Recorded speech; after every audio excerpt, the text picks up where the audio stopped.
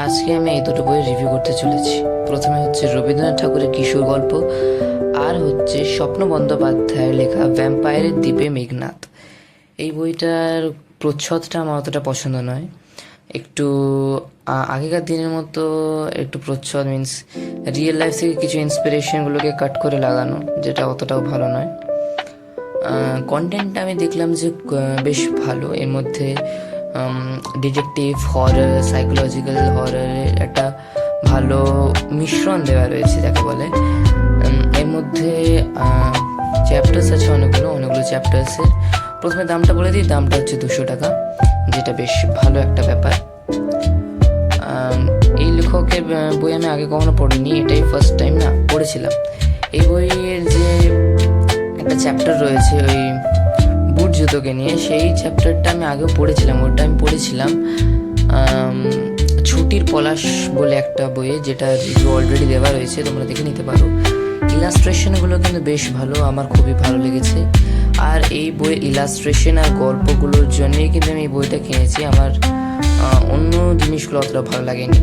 এর মধ্যে কোনো রকমের হাই কোয়ালিটি পেপার ইউজ করা হয়নি, মোটামুটি একটা কোয়ালিটি ইউজ করা হয়েছে, যেটা 200 টাকার ক্ষেত্রে বেশ ভালো, খারাপ নয়, তোমরা নিতে পারো।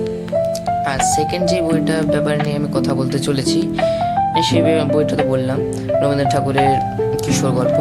তো আমার কাছে অলরেডি রবীন্দ্রনাথ ঠাকুর গল্পগুচ্ছ রয়েছে, তবুও আমি এই বইটা নিয়েছি। প্রথমেই নিয়েছি কারণ এর কভার আমাকে যাকে বলে অভিভূত করেছে। এত সুন্দর কভার আমি আগে দেখিনি। আমার মনে হয় আমার কিনা বেস্ট কভারের মধ্যে এটা প্রথম স্থানেই থাকবে। ডাস্ট কভার দেওয়া হয়েছে বেশ ভালো। এর মধ্যে রবীন্দ্রনাথ ঠাকুরের অনেকগুলো গল্প নেওয়া হয়েছে, গল্পগুচ্ছ থেকে নেওয়া হয়েছে।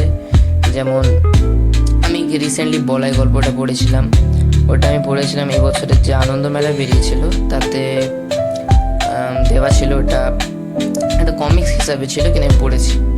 আর এই বইয়ের কোয়ালিটি নিয়ে কিন্তু আমার কিছুই বলার নেই, খুবই সুন্দর কোয়ালিটি। 275 রুপিজের বইয়ে এত সুন্দর কোয়ালিটি ভাবা যায় না। আমি এই দুটো বই খুব ডিসকাউন্টে পেয়ে গেছি, কারণ এই দুটো বই মিলে হয় 475, কিন্তু দোকানদার আমার কাছ থেকে নিয়েছিল 400 টাকা, যেটা একটা ভালো ব্যাপার। আর এই দুটো বই কিন্তু আমি তমলুকে থাকা সঞ্চয়িতা সঞ্চিতা বুক স্টোর থেকে নিয়েছিলাম। বেশ ভালো বুক স্টোর, ওখান থেকে আমি বেশিরভাগ আমার সব বই কালেক্ট করি। তো আজকের জন্য এতটাই, পরে আবার দেখা হচ্ছে নতুন ভিডিও নিয়ে। That's it.